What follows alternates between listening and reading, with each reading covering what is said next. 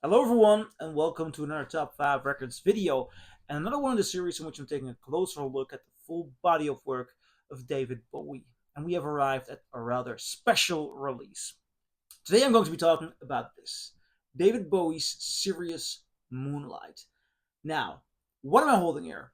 This is a live recording on two pieces of vinyl that was actually recorded for a VHS release and a, I believe, HBO exclusive special in 1983.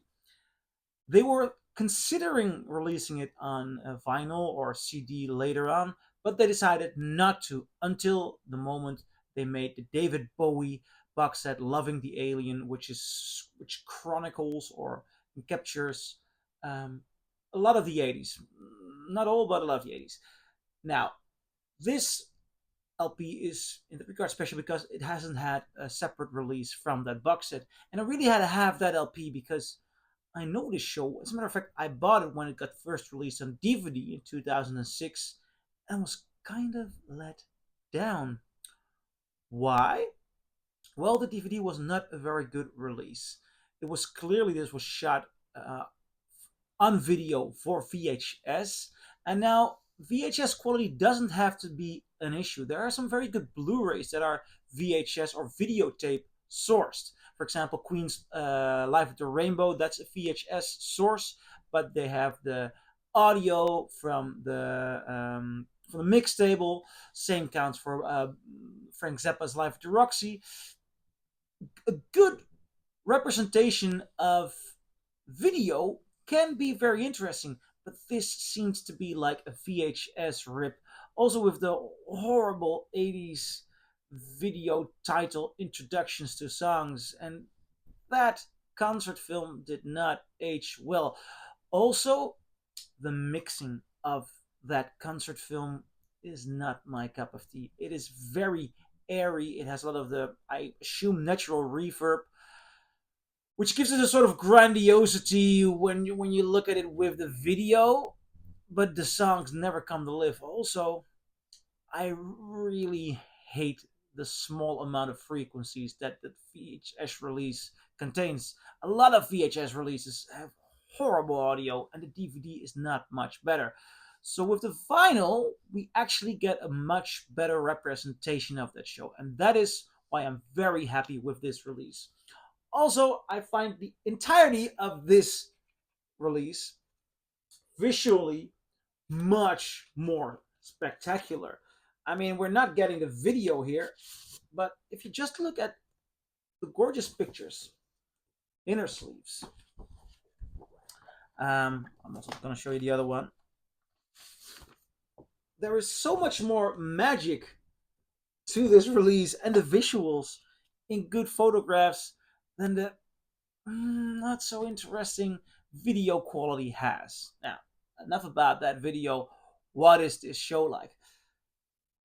And I kind of like the show. I do not consider this one of the best David Bowie live albums, but I'm very happy that there is a final representation of this tour because it is a spectacular tour.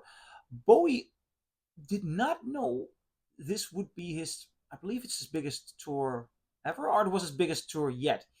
When they planned it out, he thought Let's Dance might have been a success. But when Let's Dance became a success, they noticed that the demand for tickets was 5 times as big as the capacity of the venues. So they had to scale up. And Bowie also thought, if this is the kind of audience that's coming, I'm going to change the set list. I'm going to give them 15 years of my songs on the radio. I'm not going to give them deep cuts. This is his commercial moment. And I also believe that not only did he change the set list, he changed the sound, at least the sound that we hear on this recording. It might again have to do with the reverb, but this is the commercial poppy Bowie. And I like that. I like that he went all the way with Let's Dance. Now, he opens this show with Look Back in Anger. Then we get Heroes very early on in the show. He also did that during the Isolar 2 tour. I could have understood if he would have put Heroes later on in this set list, but nevertheless, What in the World, Golden Years, Fashion, Let's Dance, Breaking Glass, a rather good rendition of Life on Mars, Sorrow. Then he plays Cat People Putting Out the Fire, doing the rather fast version of that song. I prefer the slower version, which he did for the soundtrack of the film Cat People, which was also later on used in Inglourious Bastards. But nevertheless, these songs that are unique for the moment in time, it's very fun to hear them live. After he does China Girl, very nice. Serious Moonlight Tour, China Girl, one of the big hits. Then Scary Mountains and Super Creeps. That song does not fall out of place there. It's a good 80s moment for Bowie. And also, it was the first tour in which he could play the songs from the Scary Monsters album live. Because Bowie initially wanted to tour with the Scary Monsters album, but right after the release, or right before he wanted to do the tour, John Lennon died. And John Lennon was a very good friend of his. So he was very shocked, and he started to live reclusive for the next 3 years. He went to Switzerland, I believe, and he lived reclusive, and he also recorded Let's Dance from there. So 3 years later, during the tour of the Serious Moonlight Tour, he was doing a gig, I believe, in Tokyo, on the night on which it would have been the third anniversary of Lennon's death. And then he decided to do Imagine as a cover. Not Across the Universe, which was initially on the list to be played during this tour, but it didn't make it to the rehearsal stage. Thank God for that, because his Across the Universe rendition on Young Americans, I think, is not so good. His Imagine cover is incredible, and I'm so sorry that it's not on this release. As a matter of fact, because this has the VHS, the show, the VHS, and it has another a recording from Modern Love, which was released as a live single. They put it on here as well as a closing track. So it is, in a certain way, a compilation, only that there are two nights and one song is from the other night. I might have added that Imagine cover there, because that Imagine cover is really good. Also, that Imagine cover was filmed. I saw a 16 or 35 millimeter video of that online, and it's incredible. So if they filmed that song, is there more? I would love to see those great Bowie concert films shot on film get a good release. Gonna continue with this record. Then side 3, he opens with White Light, White Heat. I never understand why Bowie wanted to cover that song.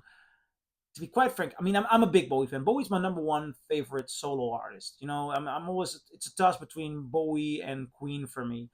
Those were the bands, the musicians that I started listening to.